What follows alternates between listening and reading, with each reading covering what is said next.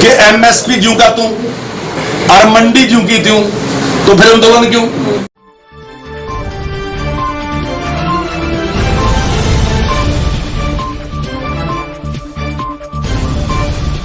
जो 3 बिल सरकार लेके आई ना, तो उस पे कांग्रेस एक बहुत बड़ी राजनीति कर रही है और कांग्रेस उसका विरोध कर रही है कि ये किसान के खिलाफ है, और एक संगठन है किसान यूनियन, वो भी इस बात का विरोध कर रही है कि ये किसान के खिलाफ है।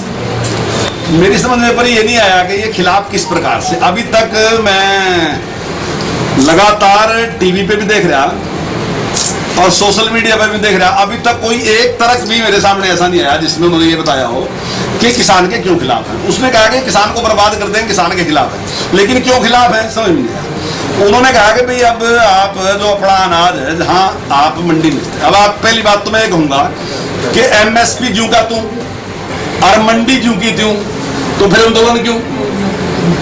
किसी में परिवर्तन ही नहीं आया, चीज तो वैसी की वैसी है। एमएसपी में सरकार वैसी खरीद रही, मंडी वैसी की वैसी है, तो परिवर्तन क्या है? आगे ग्राहक बढ़ गया। ये आप अपने आप विचार कर सका कि जिस चीज को खरीदने वाला पहले 2 आदमी थे, अगर उसको खरीदने वाले 5 आदमी मार्केट में आएंगे तो बेचने वाले को फायदा होगा नुकसान होगा? स्वाभाविक है कि बेचने वाले को उससे लाभ होगा। तो सरकार ने क्या किया? सरकार ने ही तो किया कि जहां पहले 2 खरीदने वाले थे उसकी जगह 5 खरीदने वाले खड़े कर दिए कि आप भी खरीद लो इस बात को। तो निश्चित तौर से इसको 100% किसान को लाभ होगा। दूसरा लाभ क्या होगा कि अभी तक क्या था कि एमएसपी है, तो एमएसपी पे आपका जो ध्यान था पिछले लगातार 20-30 साल में बढ़ता जो है वो क्वांटिटी पे जो रहेगा, क्वालिटी खत्म होगी। अब आप देखो अगर आपको क्वालिटी कहीं चाहिए तो आपको मिलेगी नहीं। अगर क्वालिटी कहीं है तो बड़ा किसान पैदा कर रहा है, जो 40 एकड़ का किसान है, 50 एकड़ का किसान है, या कोई मिलके किसान पैदा कर रहा है, वो तो क्वालिटी पैदा कर रहा है, वो तो पैसे कमा रहा है। लेकिन छोटा किसान क्वालिटी पैदा इसलिए नहीं कर रहा है क्योंकि उसका ग्राहक है ही नहीं। कौन खरीदेगा उससे? वो मार्केटिंग नहीं कर सकता। तो अब अगर ये मंडी बाहर होगी तो उससे एक बहुत बड़ा लाभ होगा कि क्वालिटी की वैल्यू बढ़ेगी। अब मैं अगर अच्छी गेहूं पैदा करता हूं तो मेरे पास एक मंडी है बाहर और वो मेरी चीज को लेने के लिए तैयार है। अब समाज में ऐसे लोग बहुत है जिनकी आमदन बहुत है। अब जो आदमी 10 लाख रुपए महीना कमाता है तो खाता तो भी गेहूं ही है, खाता तो भी चावल ही है। तो अगर उसको 5,000 रुपए क्विंटल वाला गेहूं मिलता हो तो उसको क्या दिक्कत है? खरीद लेगा वो। अगर ज्यादा महंगा उसको चावल मिलता है तो खरीद लेगा। तो वो क्वालिटी में जोर देगा। और अगर ऐसी मार्केटिंग बाहर होगी और छोटा किसान ऐसी चीज अच्छी पैदा करेगा या जो बड़ा किसान जो भी है वो भी पैदा करेगा, तो उसको एक प्लेटफॉर्म मिल गया कि वो अपनी चीज वहां बेच देगा और वो उससे अच्छे पैसे कमा सकेगा। लेकिन ये नहीं चाहते कि इस प्रकार का होना चाहिए।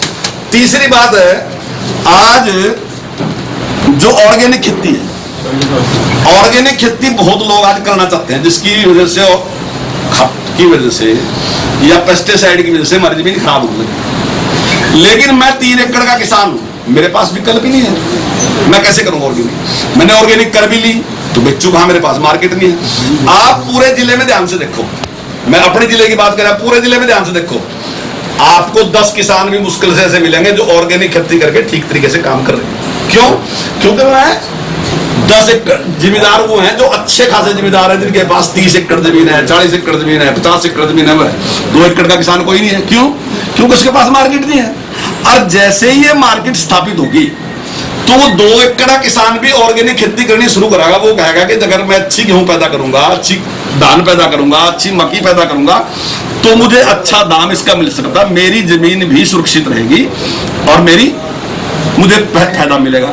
अब सारा का सारा ध्यान क्या है कि 2 चीजों पे, 2-3 चीजें ऐसी हैं जो पैदा कर रहे हैं। या तो हम गेहूं पैदा कर रहे हैं, या हम धान पैदा कर रहे हैं, और या हम गन्ना पैदा कर रहे हैं। बहुत सी चीजें जब मैं छोटा था बहुत सी चीजें तब पैदा कर रहे थे, लेकिन क्योंकि मार्केटिंग नहीं रही, मार्केट नहीं रही, इसकी वजह से गड़बड़ होगा।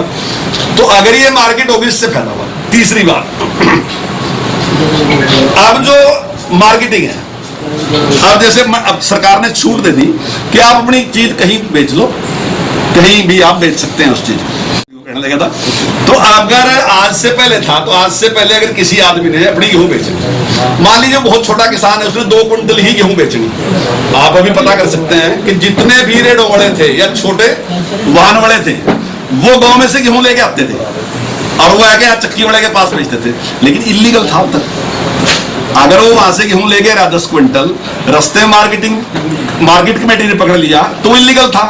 तो निश्चित तौर से अगर इलीगल था तो रिस्क के पैसे काटेगा ना, तो वो किसान की फसल को कम रेट पे लेगा, इसलिए क्योंकि मेरा रिस्क है, क्योंकि मैं लेके दे रहा, तो अगर मार्केट कमेटी ने पकड़ लिया तो मुझे उसको जुर्माना देना पड़ेगा, तो वो रिस्क में पैसे कम देता। और चक्की वाला का भी रिस्क था, क्योंकि वो भी इलीगल काम कर रहा था, वो भी कम लेता, तो नुकसान किसका था? टोटली नुकसान जो था वो किसान का था।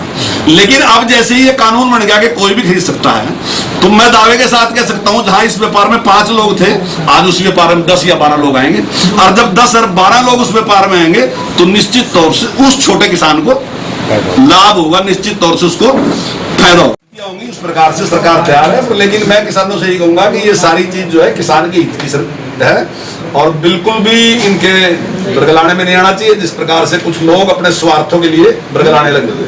अभी तक क्या था कि एमएसपी पे सारा कुछ खरीद लिया जाता, वहां इतनी अच्छी व्यवस्था नहीं थी। तो यहाँ जब बाहर मंडी बढ़ेगी ना, जब ग्राहक ज्यादा होंगे तो निश्चित तौर से यहाँ क्वालिटी पैदा करेंगे लोग। और इसमें भी तब भी लोग वीडियो बनाते हैं, तो जरा मुझे भी वो वीडियो दिखा दो जहाँ लाठीचार्ज दिखाओ, कहाँ है लाठीचार्ज?